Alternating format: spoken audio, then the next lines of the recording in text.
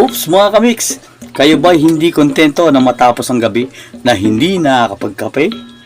Aba, kakaiba itong experience ko diyan sa may gawin ng Luzon, corner Rojas Street diyan sa may Sampaloc, Manila. Baka kayo magawi dito. Alam nyo ba, dumaan lang ako diyan sa area na yan. Abay, para akong hinatak pabalik nang maamoy ko yung kapihan dyan. Grabe. Kaya naman ako'y napabili ng kape nila at sinubukan ko. Bah, napakasarap ng kape nila. Diyan ko lang na-experience yan. Yan yung bagong kapihan dyan sa may kanto. Kaya, kung kayo magagawi dyan, try nyo yung kape nila. Yan ang Aesthetic Cafe. O mga kamix, huwag nyo nang palalagpasin yan. Lalo na yung mga malapit dyan sa area. Magkape na rin kayo. Tara!